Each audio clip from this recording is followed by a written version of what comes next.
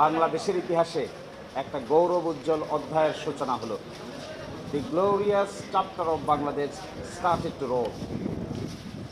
এবং এই রায়ের মাধ্যমে নির্বাহী বিভাগের করায়ত্ত এবং রাজনৈতিক প্রভাব থেকে আমাদের অধস্তন বিচার বিভাগ মুক্তি পেল। একই সাথে আমাদের বিচার বিভাগের অধস্তন অফিসাররা তারা তাদের আত্মমর্যাদা এবং সম্মান ফিরে পেল, যা ইংরেজিতে বলে self Prestige and dignity restore হল। আজকে এই রায়ের মাধ্যমে মূলত সংবিধানের 116 অনুচ্ছেদ, যা নাকি অরিজিনাল সংবিধানে ছিল, তা পুনরুজ্জীবিত করা হলো। সেখানে ছিল যে অধস্তন আদালতের বিচারকদের শৃঙ্খলা, বদলি, ছুটি সব কিছু ন্যস্ত থাকবে সুপ্রিম কোর্টের উপরে, মাঝখানে চলে গিয়েছিল রাষ্ট্রপতির উপরে। আজকের এই রায়ের মাধ্যমে পুনরায় সুপ্রিম কোর্টের উপর ন্যস্ত করা হলো।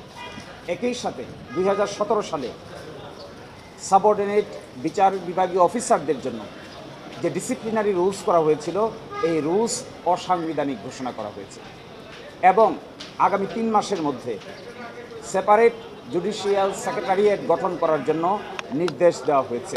রায় প্রাপ্তির দিন থেকে 3 মাসের মধ্যে আলাদা বিচার বিভাগীয় সচিবালয় প্রতিষ্ঠার নির্দেশনা দেওয়া হয়েছে এবং এটি একটি সার্টিফিকেট দিয়েছেন সুপ্রিম হাইকোর্ট যে এটি খুবই সাংবিধানিকভাবে অত্যন্ত গুরুত্বপূর্ণ বিষয়।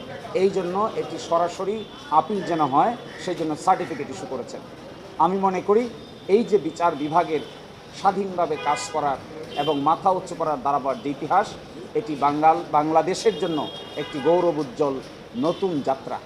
এই যাত্রায় যদি বাংলাদেশ মাথা তুলে দাঁড়াতে পারে, তাহলে আমাদের বিবেচনায় এই ভারতীয় সাবকন্টিনেন্টে ভারতের বিচার ব্যবস্থাকে আমরা এখনও সম্মানের দৃষ্টিতে দেখি। যদি আমাদের বিচার বিভাগ এই রায়ের পরে মাথা উঁচু করে দাঁড়াতে পারে, তাহলে আমাদেরকেও এই ভারতীয় উপমহাদেশে একটি নতুন বিচারিক সিস্টেমের ক্ষেত্রে গুরুত্বের দৃষ্টিতে দেখা হবে এবং এরই মাধ্যমে বাংলাদেশের বিচার ব্যবস্থার যে অনিশ্চয়তা আছে, যে ইনফ্লুয়েন্স আছে, যে প্রভাব আছে, যে সরকার যখন ক্ষমতায় আসে তখনই নিম্ন আদালতকে প্রভাবিত করতে চায়।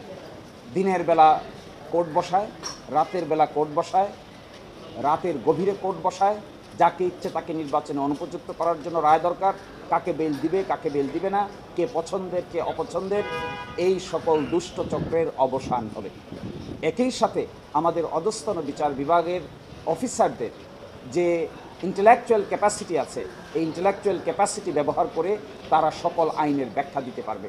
আর শুধু একটা কথা এখানে অ্যাবান্ডন কর্শন হিসেবে আমি বলছি, অবশ্যই নিম্ন আদালতের বিচারকদের জন্যও কোড অফ কন্ডাক্ট বা আচরণবিধি, উচ্চ আদালতের বিচারের জন্য কোড অফ কন্ডাক্ট বা আচরণবিধি যতটুকু আছে, যতটুকু নাই তা প্রণয়ন করা জরুরি, যেন কেউই শেষ পর্যন্ত মনস্টার হতে না পারে। যেহেতু judicial independence, rule of law, separation of power, এগুলোকে সংবিধানের বেসিক স্ট্রাকচার বা মৌলিক স্তম্ভ বলা হয়েছে, এই মৌলিক স্তম্ভগুলো উচ্চকিত হবে যদি বিচার বিভাগ স্বাধীন, সার্বভৌম এবং চেকস অ্যান্ড ব্যালেন্সের নীতিতে কাজ করতে পারে। আজকের এই রায়ে চেকস অ্যান্ড ব্যালেন্স প্রতিষ্ঠিত হলো, একই সাথে বিচার বিভাগ তার মর্যাদা ফিরে পেল, বাংলাদেশ গ্লোরিফাইড হলো, গৌরব উজ্জ্বল ইতিহাসের যাত্রা শুরু হল। আমরা সব দেখিয়েছিলাম, শ্রীলঙ্কা থেকে শুরু করে, ভারত থেকে শুরু করে সবগুলো দেশের সাবকন্টিনেন্টের ইতিহাস দেখিয়েছিলাম। শুধু তাই না, আমাদের পার্লামেন্টের সেক্রেটারিয়েট নামে একটা আইন আছে, এটা তো দেখিয়েছিলাম।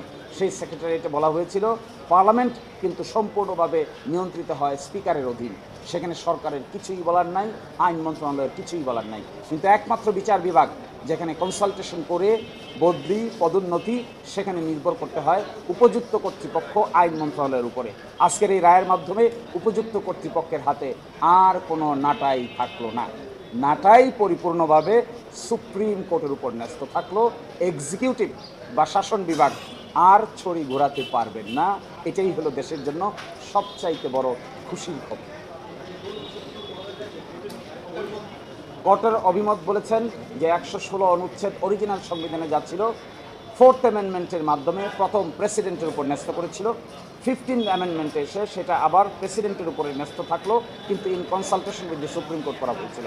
আজকে অবজারভেশন দিয়ে বলেছেন এই প্রক্রিয়াটা পুরোটাই 5th অ্যামেন্ডমেন্ট এবং 4th অ্যামেন্ডমেন্ট এবং 15th অ্যামেন্ডমেন্ট পুরোটাই অসাংবিধানিক ঘোষণা করেছেন এবং 116 অব দি কনস্টিটিউশন তার অরিজিনাল ফর্মে পুনরুজ্জীবিত হবে এই মর্মে অবজারভেশন দিয়েছে।